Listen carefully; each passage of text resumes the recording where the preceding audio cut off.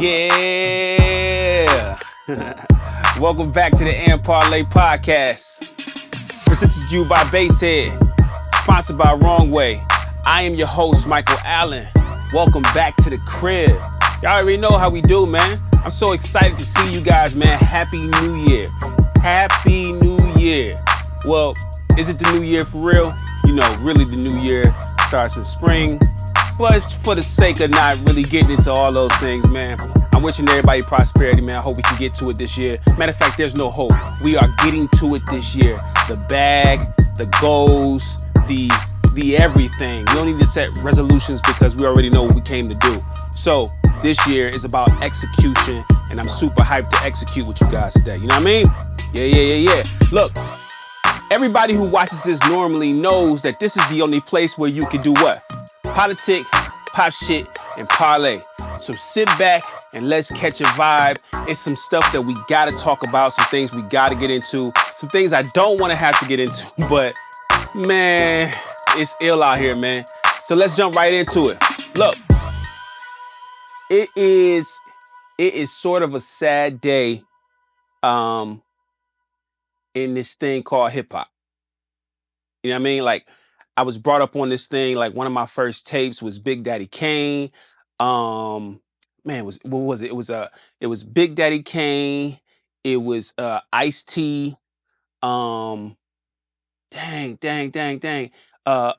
Big Mike. Smoke 'em and choke 'em like the motherfucker Peter, man. Yeah, Big Mike was on there. Spice One. Some legendary man. Matter of fact, my first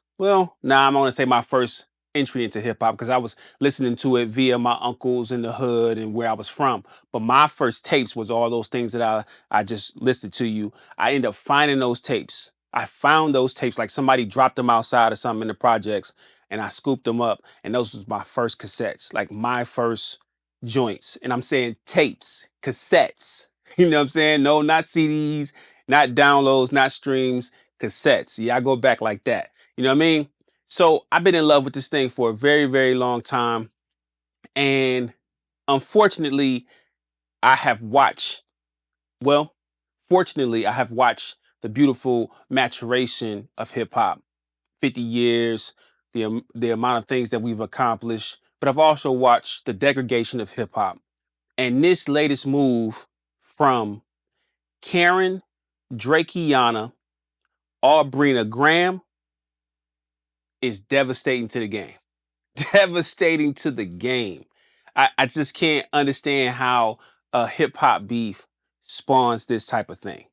So I'm sure everybody knows already, but for those who haven't gotten wind of this, Drake has officially filed his defamation and harassment lawsuit against UMG. That's Universal Music Group, for those who don't know. Let's get a moment of silence for hip hop real quick. All right. Look, this is the same guy who is Mob Ties. This is the same guy who was just talking very heavy, very brolic. Nah, you're going to have to come outside. You can't hide from this one. You got to get out here and get to it. And then we get to it, and he's filing a lawsuit. Now, granted, I'm hearing the chatter out there. I see you guys. Yeah, he didn't file a lawsuit against Kendrick Lamar. Well, no, he didn't file a lawsuit directly against Kendrick Lamar. But anytime that you can file a lawsuit and you're using the person's lyrics who you battle with as part of your filing, crazy work. Crazy work. Listen to this. One of the claims in his filing is that that Not Like Us is anti-Semitic because Drake was called a colonizer. So the premise is that it's going against his Jewish roots and he's being attacked for being Jewish. Nah, y'all heard me correctly. Yeah, that's what was said. That's one of the things that was alleged in this filing. Like, think about the magnitude of that. You run to Atlanta every time it was in the lyrics. The context was put in there. I mean, this man held your hand and walked you through the whole song. So tell me, where in that song do you feel like this now becomes a plight against the Jews or Jewish people? Like, this is the magnitude, the lengths that this man is going through. And really, I've heard this premise too. Really, it's just about not wanting Kendrick to perform Not Like Us at the Super Bowl.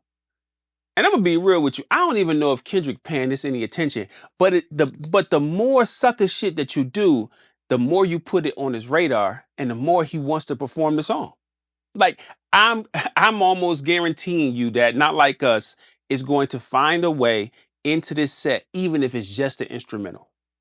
Even if it's just like, it's got, maybe it's gonna be a part in there where he just go A and just point the mic to the crowd and everybody else go mine, and something ill is gonna happen because he, I mean, man, you provoking it.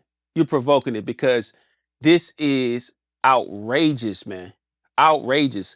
Um, I mean, he's just constantly proving that he's not like us. The official statement that was found in the complaint is: the song alludes to Drake's Jewish heritage when it states that the rapper is not a colleague, but a fucking colonizer. Everybody heard the song, man. Everybody heard the song. Like, dog, don't enter a rap beef if you can't deal with what comes with the rap beef. Like, we've seen the illest rap beefs in history. We've seen 50 Cent and Ja Rule. We've seen 50 Cent against DJ Khaled. We've seen um, Drake against Common. We've seen Drake and Pusha T. We've seen Drake and Kanye. We've seen all these different battles. But this is the one that really takes the cake. And you know what? Not Like Us is an incredible song. It is probably one of the best diss songs in history. But because of the shenanigans that's happening around this is gonna go in the rafters as the best diss record in history.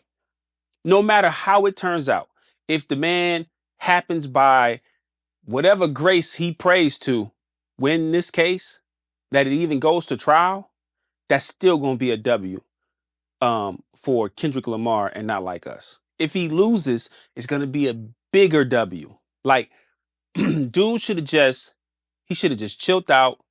He should have went on vacation. He should have just made I need a one dance. He should have just made a bunch of one dances and just got little, got real little. Just recognize who you are, man.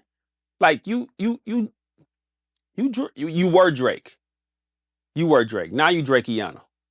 Now you Drake. Now you Karen Drakeana Arbrina Graham. Period. I'm sorry, but UMG is not apparently from the word. Drake approached Spotify. Spotify copped the plea. Okay, Mr. Drake, whatever. So he tried to do the same thing with UMG. UMG said, nah, we ain't with it. So then the suit actually goes through and it gets filed. UMG issues a statement. And the statement goes as follows: not only are these claims untrue, but the notion that we would seek to harm the reputation of any artist, let alone Drake, is illogical. I completely agree with this. We have invested massively in his music, and our employees around the world have worked tirelessly for many years to help him achieve historic commercial and personal financial success. Basically, the same shit that you are alleging, they telling you, hey, bro, pump your brakes, because we've had teams around the world doing the very same thing for you. And not only did we do that, we helped catapult your career and make your bank account go dumb. Right? So, throughout his career, Drake has intentionally and successfully used UMG to distribute his music and poetry to engage in conventionally outrageous back and forth rap battles to express his feelings about other artists. So what they're saying is you've been provoking, you've been battling, you've been winning by way of help as well. And it was never a problem. He now seeks to weaponize the legal process to silence an artist's creative expression, to seek damages from UMG for distributing that artist's music. What they saying is, hey, bro, you now asking for money from us because we not getting in the way of your L. We have not and do not engage in defamation against any individual. The statement concludes, at the same time, we will vigorously defend this litigation to protect our people and reputation, as well as any artist who might directly or indirectly become uh, frivolously, excuse, blah, blah, blah, blah, blah, blah, blah, basically, uh, become a target from this type of litigation, and we will not go after people who have done nothing but write a song. Write a song. You mad because of some words. Sticks and stones may break my bones, but words make me want to go sue. Boy, I don't want to spend too much time on this. You know what I'm saying? Because it's really preposterous. It's ridiculous. It's lame. We're watching hip hop die. You know what I'm saying? Nas said it, you know what I'm saying, a while ago. Hip hop is dead. And a lot of us got up in arms. You know what I'm saying? We really didn't like it. We didn't understand where it was coming from. But the more and more we go through these different waves and ebbs and flows in hip hop and just urban music in general, urban culture, um, Black culture, African American culture. Let me be very specific. I don't want to put this broad lens on it because I want to let y'all know who it is and what it is and who it belongs to. Um, we are we are watching it die. We watching it die. There's no integrity. And then so the biggest question that makes me ask, like, or not ask, I'm gonna say this. I've gotten to the point with this whole situation where I'm realizing that I'm not really, I'm disappointed. Now, I had to choose the right words. I'm disgusted with Drake, but I'm more disappointed in the people because we have allowed this culture to be held hostage, to be kidnapped, to be manipulated. The goalpost is on rollers. It's on wheels. It's never been solid in the foundation because we've allowed corporatism, we've allowed capitalism, and we've allowed, this wanting to have so much social equity, right? To appeal to a broad base that we've allowed snakes to slither in. We've allowed bullshit to go unchecked, to go unanswered. And we've created a culture in the minds of the youth that comes up behind us to think that changing the rules is okay. This is like this is like kids who go play sports and they get participation trophies, right? The very advent of a participation trophy is ridiculous. No, you go play basketball to win the championship. You go play football to win the Super Bowl. You know what I'm saying? The Rose Bowl, the whatever bowl. That's what you go play for. You don't win, you go back to practice, you go run, you go do drills, and you get back on the ball so you can go back next year. It's something in that. There's a win for you even in losing. See what I'm saying? Because it teaches you, like, losing and failing are not really losing and failing. It's the opportunity to learn to go back to be better the next time. You only lose and you only fail when you completely quit and you don't go back, right? But when we started giving kids participation trophies, we start telling them that just being present is good enough. So we change the rules. We can change the expectations. And I know this analogy that I'm giving you it's like I'm talking about children, but you got to understand, like, so the way we raise them is the way they grow up to be. And so when we're looking at generations, I'm a millennial, right? The generation before me, they started dropping the ball and it trickled over to millennials. Millennials started being a lot more lax. They started dropping the ball and the ball keeps, you see what I'm saying? So really my issue is more with the people and the expectations of the people and the culture, because we've allowed too much fuck shit to be okay. We've allowed it to be okay. When this man, we start hearing reference tracks, it's like, well, man, he a superstar, man. You know what I'm saying? Like when you get to the money, man, when you get so much money, man, you know what I'm saying? You don't got no time to do, you know what I'm saying? You know what I'm saying? You know what I'm saying? You know what I'm saying? And we start making excuses. And mainly those excuses didn't even really come from the OGs. It came from the youngins. And then the OGs, because they want to be cool, right? Because people don't want to get old. Like being old is like taboo, right? People don't want to be mature. You know what I'm saying? So you start agreeing with the youngins. You're supposed to be leading the youngins. You're supposed to be teaching the youngins. But instead you're trying to be the youngins. So what they say, for some strange reason, became law. And it continues to become law. And then here we are. Hip hop is at a fork in the road. It's so much fuck shit going on in this business. I done heard some shit, and I wanna address one of the things, but I'm a stay off it for a minute. Um, but bruh, it's a lot of lame stuff happening, and I'm more disappointed in the people. I'm disappointed in the fans. I'm disappointed in the culture, and I'm hoping that we get it right. I'm really hoping that we get it right, cause because Drake Kiana don't stop. I know y'all heard this already.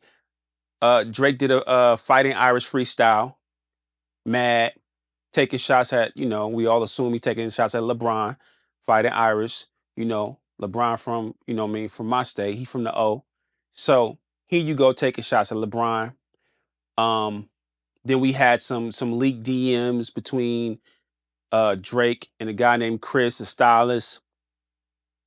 Um, and in those DMs, there is some alleged, there's no alleged, there is some alluding to what if Nike, dropped the story on LeBron for cheating on his wife, and it's this hypothetical thing, right? But we all know once you put it in the atmosphere, it becomes, you know what I'm saying, becomes something.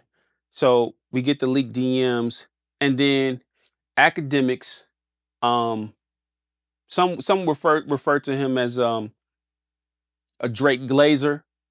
Uh, maybe Glazer is harsh. Maybe he just a diehard supporter. Um, nah, fuck all that. The way this dude Kate for Drake, I mean, he got to be on the payroll. He has to be. He got to be like the secret manager or something, because I just don't understand where all this comes from. But he he jumped out the window and he said, nah, basically, I'm paraphrasing. Basically, he like Drake pussyfooting around. I'm about to get into it for real, for real.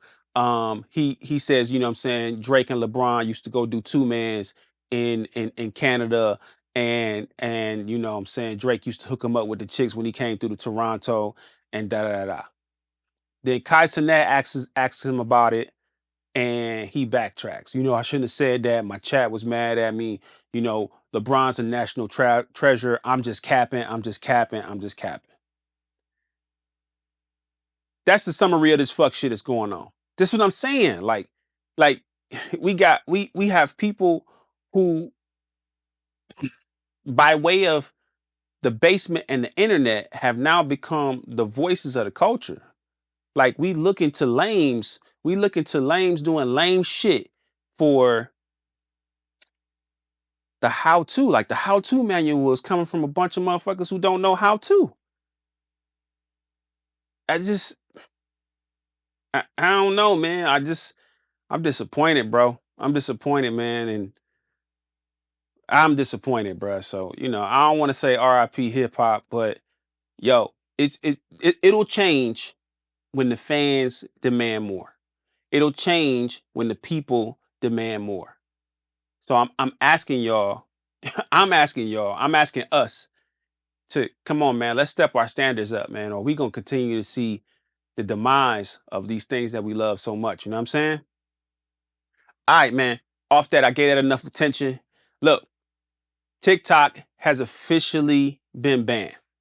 It's officially banned, man. I just tried to get on not too long ago. I got the message like, nah, you can't get on. But there was like a little saving grace in there. It was like, hey, we're working with the Trump administration because, you got Trump coming in.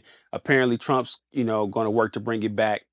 We're going to see what's up. But as of right now, TikTok is gone. And so what happened in response to that, as TikTok was getting ready to be on his way out, a lot of Americans have turned to Rednote. Rednote, I believe, is a Chinese app, and it has really revealed America to Americans. There's been a lot of people that go on Rednote talking with Chinese citizens, and the Chinese guys, people are asking them questions, and they asking Chinese people questions, and it's getting real juicy. It's getting real juicy, man. Look, I want to play you a clip. Um, Ironically, this clip came off of TikTok, and I just wanted to check it out real quick. Watch this. So now we know why America didn't want us to see what was going on in China. And if you don't know, head on over to Xiaohongshu and check out those grocery hauls.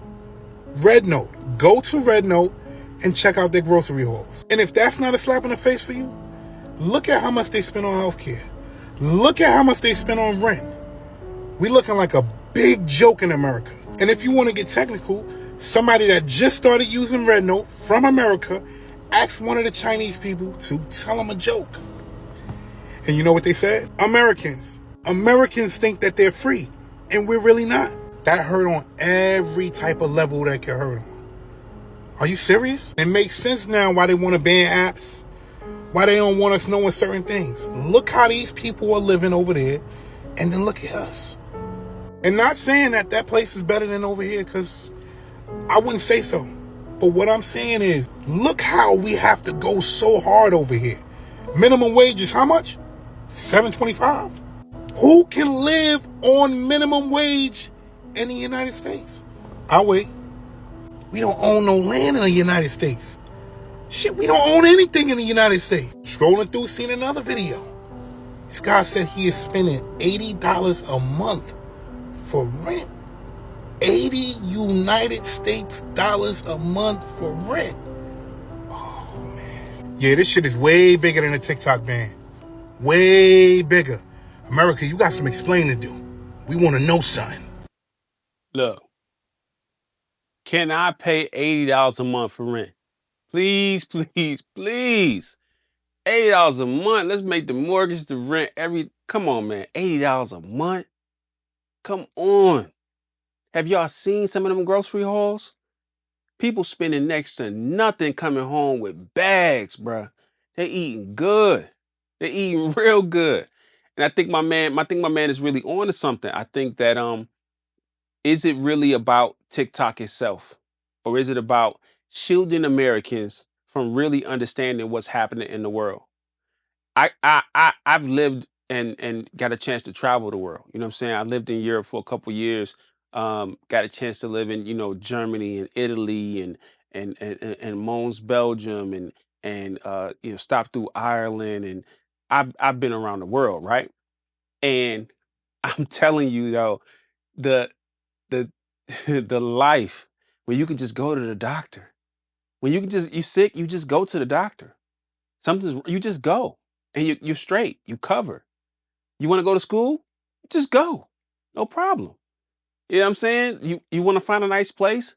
It's not hard to find a nice place. A decent place in a decent neighborhood.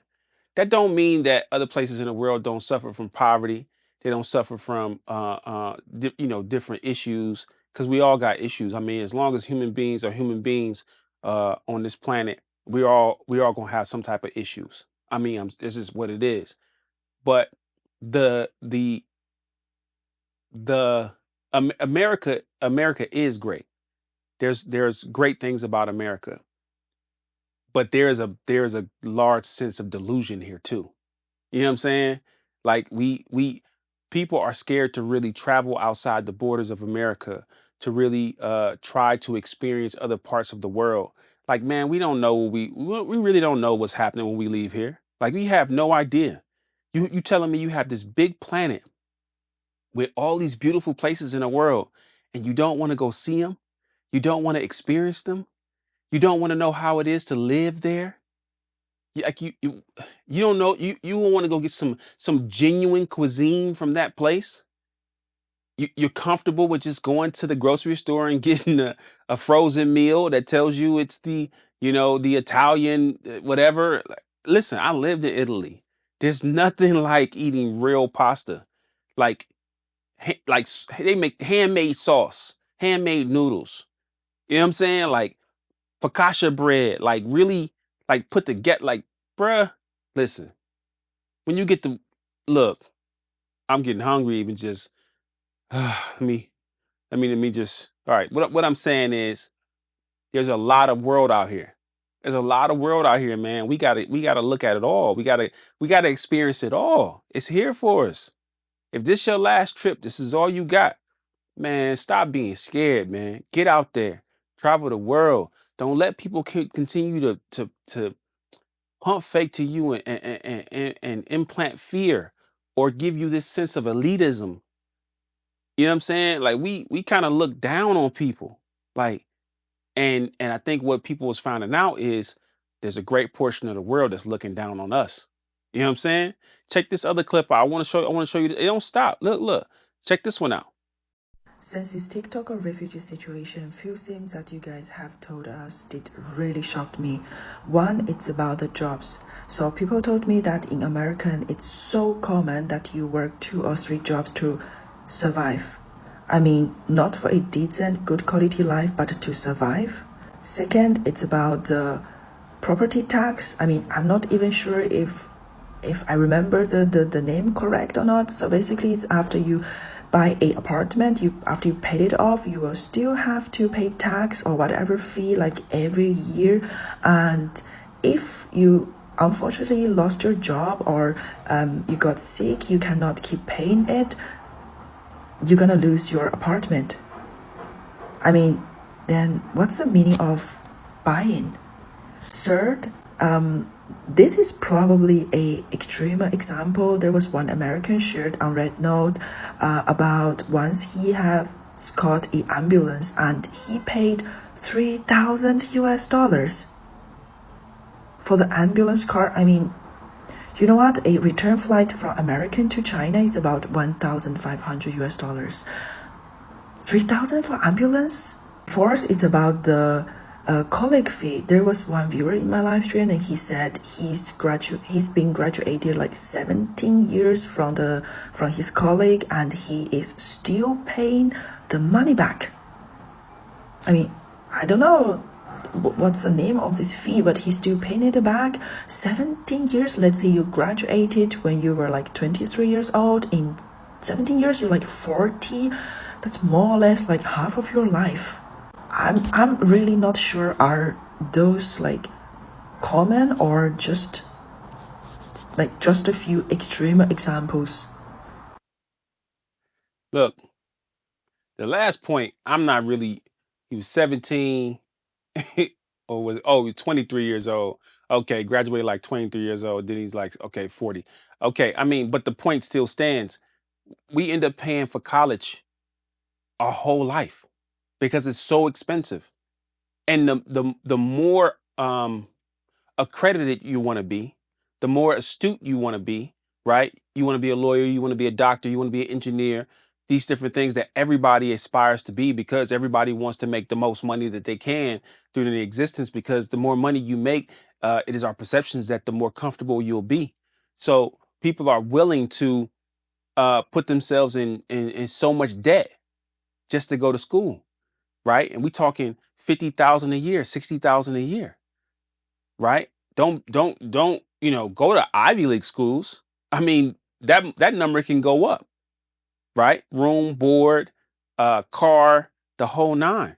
So it's ridiculous. Then you go back to, the other point she made about an ambulance. So you mean to tell me I need someone to come get me and help me because I'm in distress, and that ambulance ride is going to cost me 3 grand when a flight from China to America is 1,500? Like the amount of money that we charge people in this country to just live is crazy. You got to work 2, 3 jobs, man. This is real. Like, you really got to hustle. One job is not enough. One job is not enough. If you got one good job, you also got a side hustle. It's people on Etsy, people making damn bracelets. They doing whatever the hell they got to do to get that extra money in, because the extra money is really what they use to be able to go and buy some clothes, go to the movies, live XYZ. Their main job is taking care of their bills. You know what I mean? Their main bills, their, car note, car insurance, rent, food. If you're making good money, you also want to put money into your savings, because you're hoping that you don't get into a bind. You know what I'm saying? Most people are living paycheck to paycheck, right? People don't have 3 months and 3 to 6 months of security saved up in case something goes wrong. Nah, nah. In order to even have something remotely close to that, that's why you see people working 2, 3 jobs. Then the point with the property tax. We all know the amount of tax that we pay in this country we paying tax on tax on tax. Like, I don't understand why I got to keep paying property tax, and I bought the property. I bought the land. You go and pay the house off, and you still got to pay taxes every year. Why? For what? You already taxing me on everything else. I'm paying tax on the water bill. I'm paying tax on the gas bill. I'm paying tax on any services I get done. The lawn gets cut. A roofer comes to replace the roof. I'm paying tax at the grocery store. I'm getting taxed on the money that I make. I'm getting taxed again. Like, bruh. It's ridiculous, man. It's ridiculous. And so it's funny how we're seeing people outside of the country look at this and go, man, y'all really hurting. Y'all really hurting just to survive. It's akin to, man, let me stop for a second. And I want to send nothing but love, light to everyone in California right now, everyone in LA. I'm thankful that a lot of my friends are safe. It sucks that there's a lot of people displaced. Over 12,000 homes, businesses destroyed. My heart goes out to you, man. And I'm hoping. No, I hate using the word hope. I'm praying and I am claiming new beginning for LA and everybody there. Things are gonna get better. Keep your head up. Stay safe. Be vigilant. You know what I'm saying? So I just want to say that first and foremost, because my next statement talking about this subject was going to go and talk and use LA as an example. But I'll be remiss not to send my heartfelt love and light, you know what I'm saying, and infinite love to everybody there. That being said, it's akin to see, when you live in LA prior to this, even when you live in LA, the cost to live in LA is crazy, right? The housing, how much you spend. And you don't really realize it while you're there. Like, I mean, you know it's expensive, but somehow, some way you're making a way. Especially for a lot of us in the music industry or entertainment industry alone, we figure it out. You know what I'm saying? We got to drive Uber, whatever we got to do. You know what I'm saying? We hustling. We trying to get this next role. We trying to sell this next beat. We trying to sell this next song. We trying to do these recording sessions for me as a producer, engineer, songwriter. All these things. I'm trying to hedge my bets everywhere I can so that I can make sure that I'm making rent. You know what I'm saying? So I can make sure I'm living. I'm doing records for majors. I'm doing records for independents. I'm cutting the independents some deals. I'm recording people. I'm doing whatever I got to do to try to figure it out. And when you get there, you get into a rhythm. So then it becomes natural. It becomes like breathing. You know what I'm saying? It's not saying that it's peaceful, but you kind of get used to it, right? It's not till you leave LA and you come to the Midwest, you in Detroit, you in Cleveland, you in these other places where you're no longer paying that, right? And instead of your no whole rent being 3,400 for a one bedroom or two bedroom, now you in the Midwest and you could probably get away with 1,000, 1,200, 1,500. So you like, man, and it's bigger, it's more space. You get a two bedroom with 1.5 bath now. You know what I'm saying? You got a living room, dining room, you got a balcony. You know what I'm saying? Like it's more amenities, and you like, dang, man, like you really figured it out. You know what I'm saying? And it's like you still want to be in LA because there's something about LA. Don't get me wrong, LA got a vibe that is irreplaceable.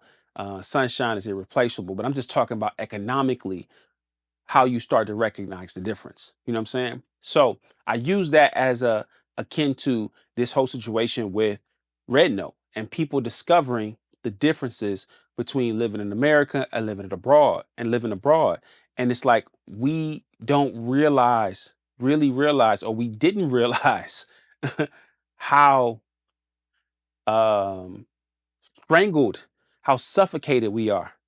You know what I'm saying?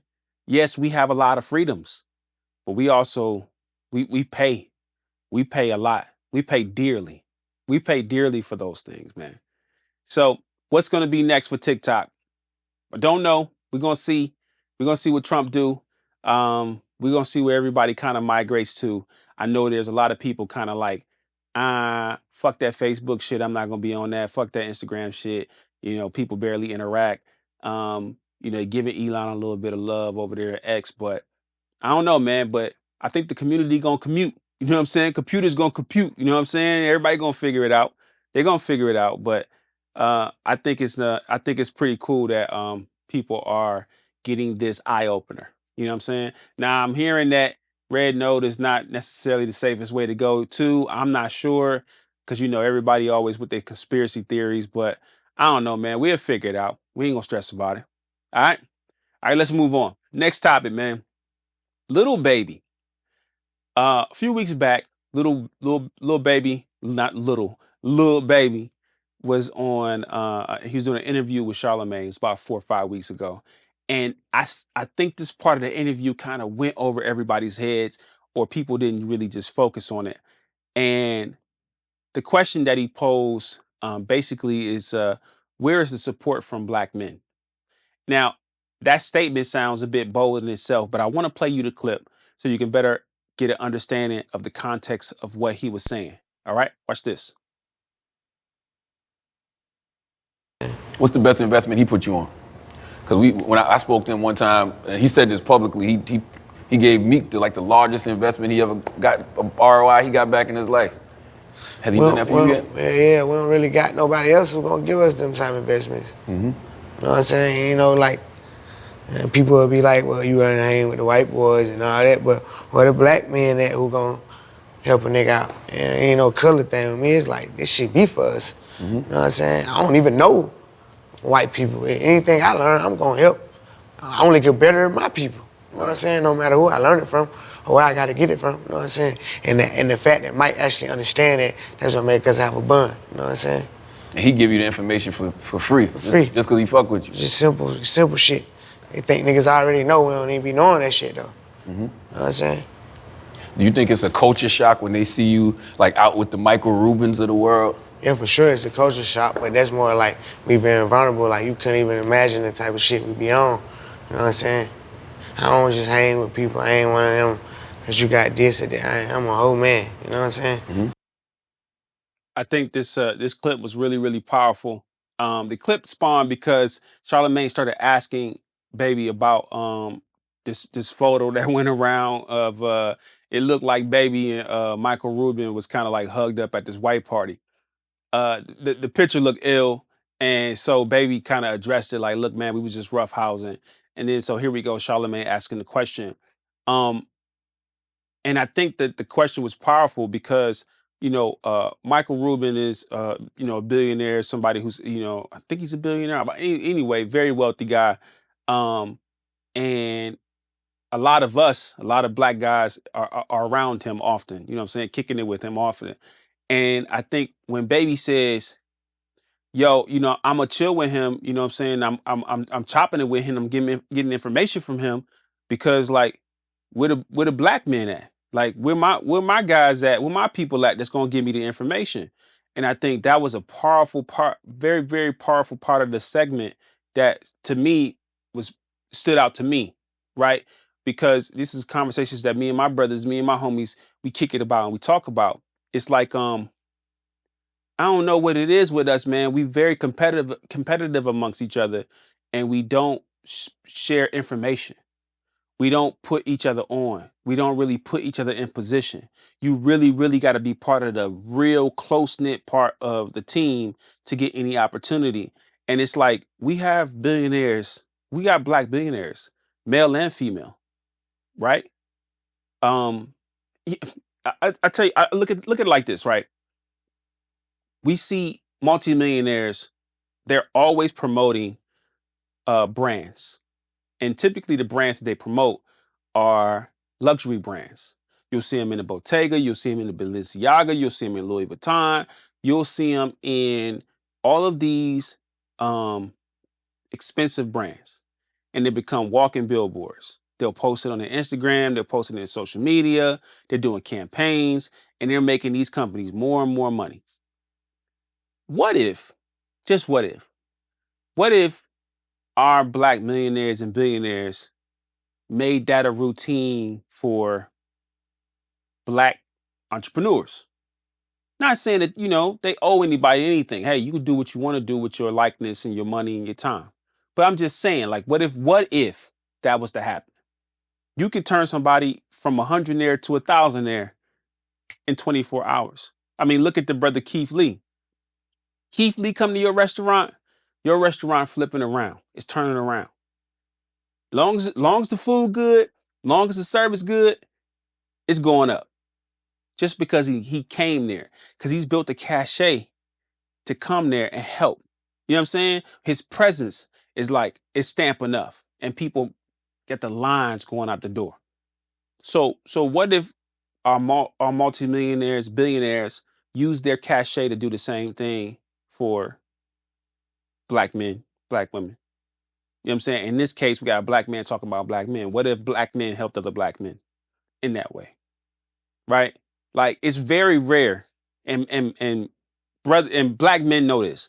It's very, very, very, very, very rare that another black man just picks up the phone and calls you and say, yo, I got opportunity for you. Hey, yo, I was thinking about you, so I suggested your name to so and so and so and so. There's a black photographer.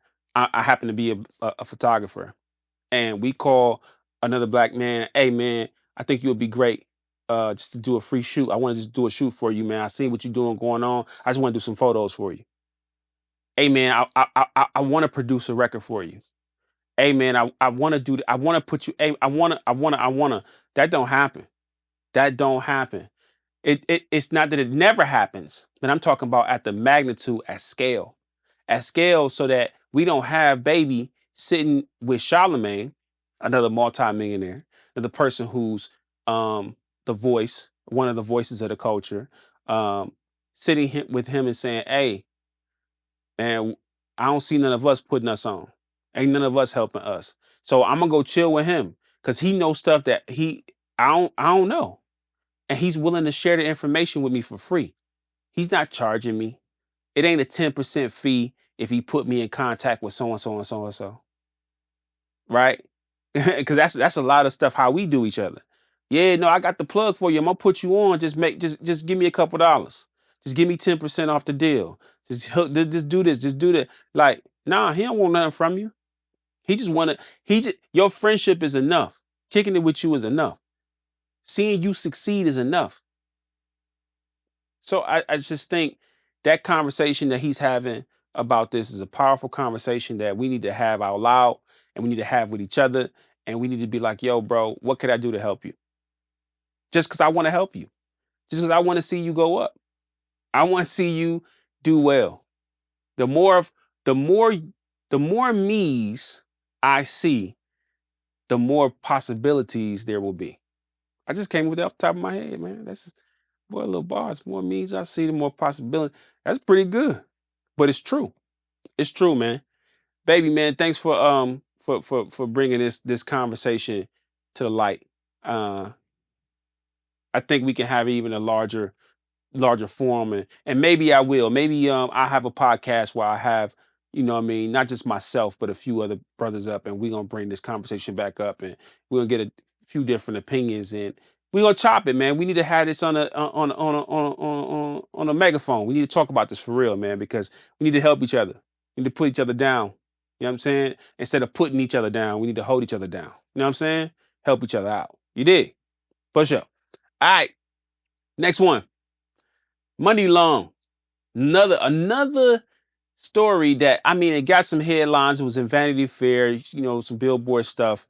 I think more than anything, it was a shock value to a lot of a lot of people who didn't necessarily agree with her stance.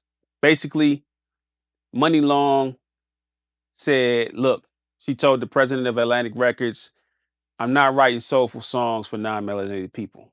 Basically, I'm not giving away the sauce. I'm not doing it. I'm not giving away the sauce. And she used a Boosie, it was like a Boosie meme, and basically it was like fuck no, and I'ma stand on that. And it was in with Boosie voice or whatever. And that was like a wildfire, and it was everywhere. You know what I'm saying? Everywhere on the tabloids.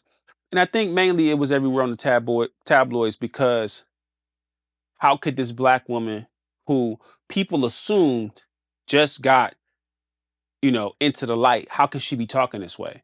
But that's when you're misinformed, ill-informed. You know what I'm saying? There's hits that you love that this black woman has had a part in. You know what I'm saying? Co-writing, being present. You know what I'm saying? She ain't no new jack. She been around for a while. That's why she can talk like this. That's why she can tell you, nah, I'm not doing that. So she came from out of, some would say, the shadows, right? Meaning that she was behind the scenes putting in work, and she stepped into the light. And that's when we get hours and hours, and we get these other, stellar records that she's done. So like, she's able to talk heavy like this because her pen game heavy, her career is heavy. She like that. You know what I'm saying? And when you become like that, you know that, I think I said this, a pod or two ago,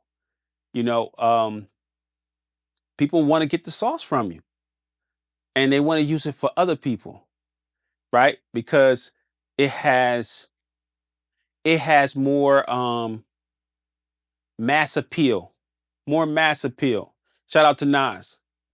It has more mass appeal. It travels further with other hues, and so they want to take our sound, our sauce, and give it to them. And she like, nah, I'm not doing that. I'm not doing it. I'm not letting you do it. Nah.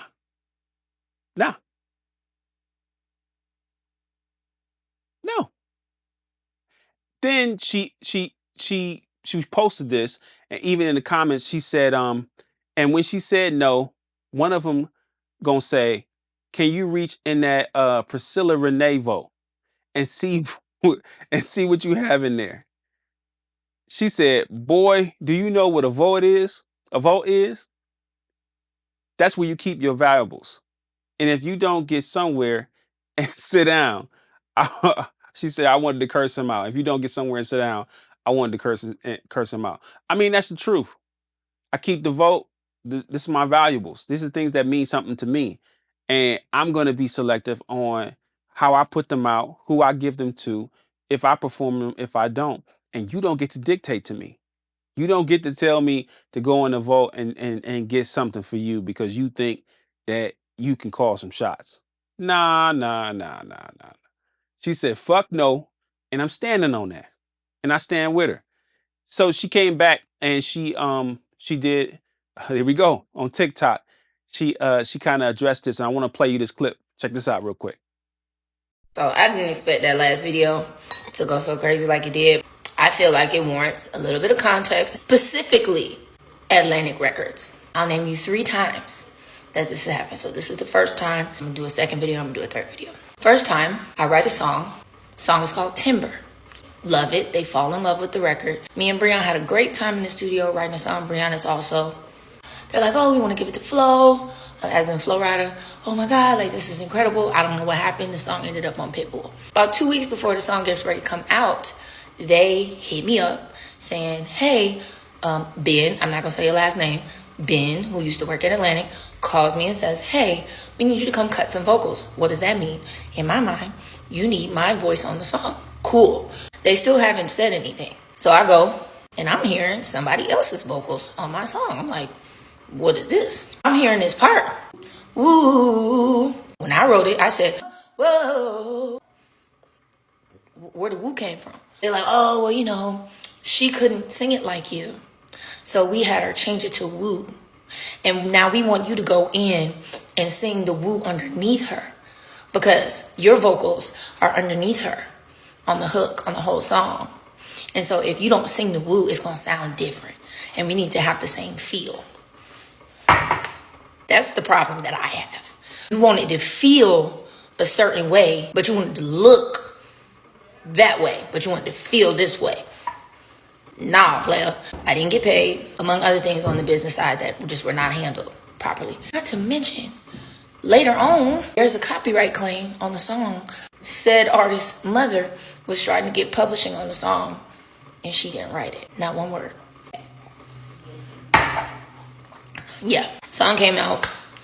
The rest is history. The only reason why I was even in the studio, because my Karen bought me flowers and sent me on vacation, because that's the only way that he could get me to show up, because they always do stuff like this, specifically Atlantic Records. I mean, there it is. There it is. Now, if you hear this story and you hear what happened, there's no way that you can look at that and be like, yo, there's a problem. Because it's true. People will play in your face. They will play in your face. And look, we've experienced this with some demos that we sent out. Sometimes the demo that you send out is too big. The singer, you know, who demos it, it becomes intimidating, and they can't do every run.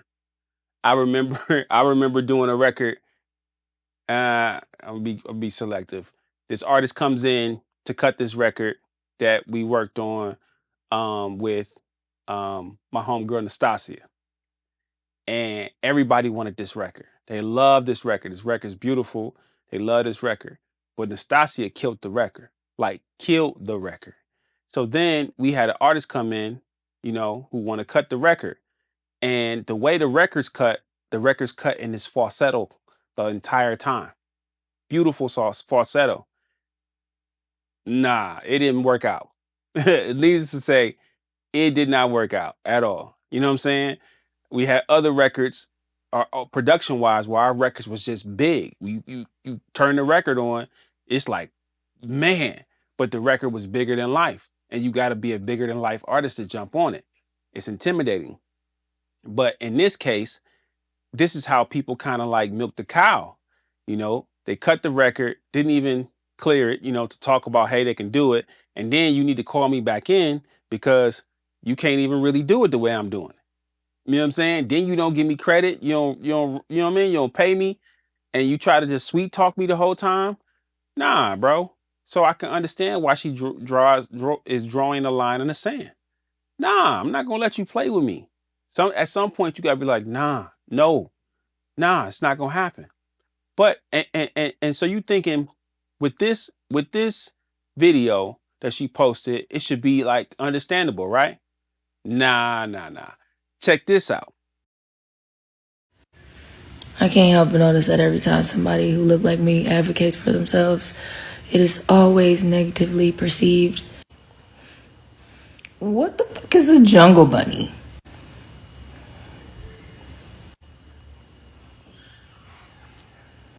Never did I say that I didn't want to work with white people. But I do think it's very unconscionable to have black people come in and create everything and you even leave their voice on it. And then, yeah, it's not okay. Until somebody speaks up, it's gonna continue. Until we support those that come forward, it's gonna continue. Period. Period. I don't need to add nothing else on it. Money Long, thank you. Thank you for speaking up. Thank you for your contributions to this beautiful art form. We rocking with you. We got you. You know what I mean? All right. Let's move on to something a little lighter. A little lighter. Not sure. Again, it's more stuff that I feel like has just swept under the rug. And people aren't really paying attention to.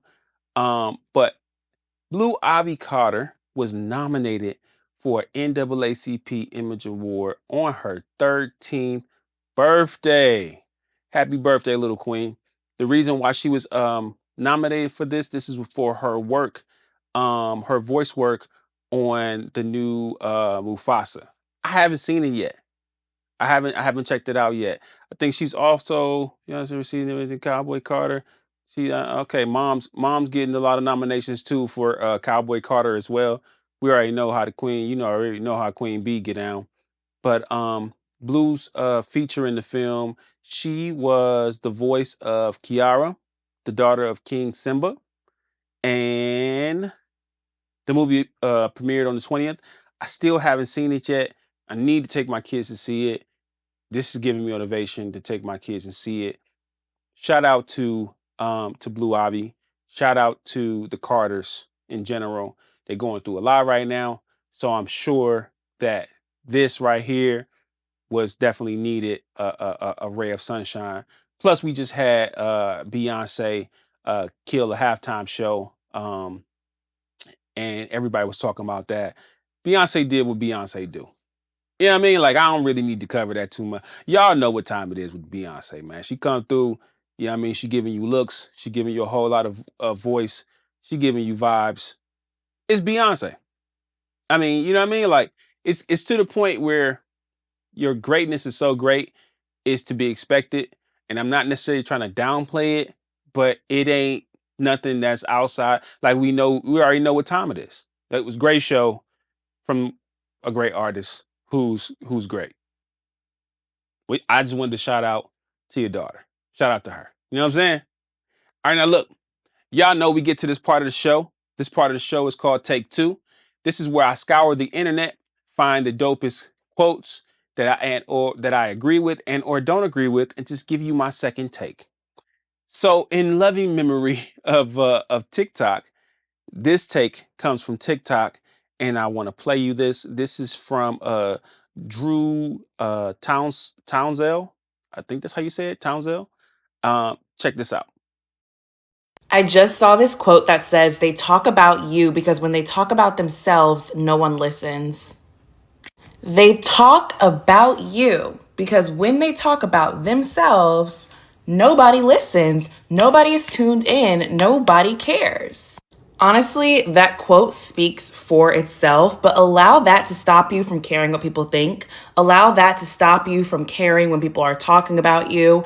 And allow that to make you realize that they're always going to have something to say about you. But that is truly none of your business. That is their business. That is a projection of their insecurities, their issues with themselves. And don't let that stop you from being who you are and staying true to yourself. Don't let your fear of being judged and talked about stop you from creating that content, from starting that business, from trying to apply to that new job. If somebody is talking about you, they know that nobody cares enough in that conversation to care about what they are currently doing. Judgment is projection, period. Facts. Judgment is projection. That's a fact. Most people look at you and they are picking you apart based off of their own internal issues. 9 times out of 10, it has nothing to do with you. 9 times out of 10, it has nothing to do with you. Now, there's some times, now, there's a difference between judgment and critique. Critique doesn't have to be judgment, and everything that you're being critiqued about or everything that you're judging is not a gentle critique. So there's a difference. You can be critiqued, but oftentimes when people are judging you, it's a self-projection, And we can't allow that to stop us. You know what I'm saying? I'm one of them people. Well, I'm not entirely that person because I'm sitting here with you. I'm catching this vibe. But I like to have control of what I put out. You know what I'm saying? Of what I give you. Right? Because I don't have time to be I don't want to deal with all your opinions. I don't really give a fuck about how you feel. And I don't want to get twisted up into what your thought process is about me and what your limitations you have for me. And I don't even want your negative energy on me. Don't even come around me with it. Stay over there. I am not. I try to play it cool in the comments. Like I've had people, project and be certain type of way in some of these comments and some of these videos. I try my best to address it. You know what I'm saying? But keep it moving. You know what I'm saying? Because I don't have no time for it, bro. You're not blocking my light. You're not stopping my shine. Your limitations are not mine. I don't think like you. I don't move like you. I am great. I am the I am that I am. Period. Point blank. So I wanted to go with this take 2 for this topic. I wanted to use this video for take 2 because I wanted to employ you to have this mindset in this new year. Fuck them. Fuck them, girl. Fuck them. Fuck them. Don't let them mess with you, man. Don't let them get in your head. It's projection. Those limitations don't exist. That ceiling is not there.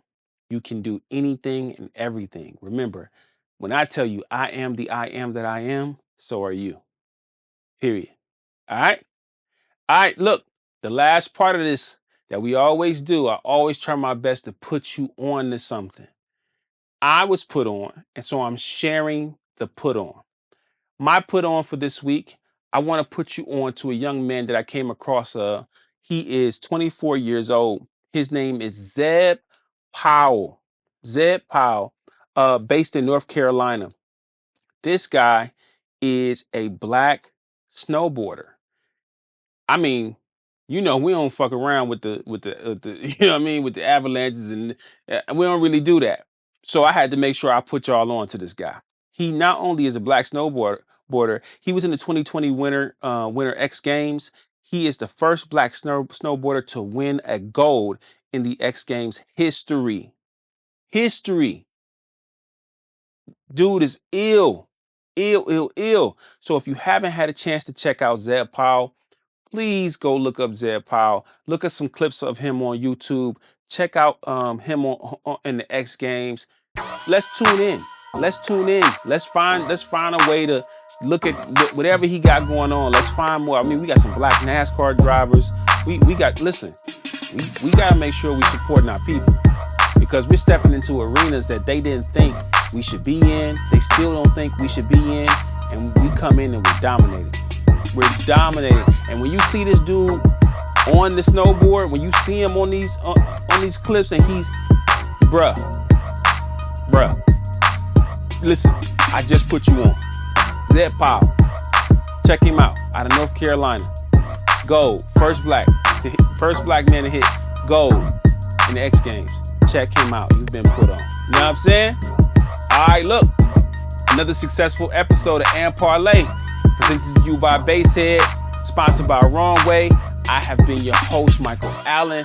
I appreciate you for coming through, kicking back with me and catching a vibe. I want to see you here again next time. Make sure you come back through next time so we can do what? Politic, pop shit, and parlay. It's the only place where we can get into it and do it, all right? Look, I'm going to catch you next time, all right? Peace.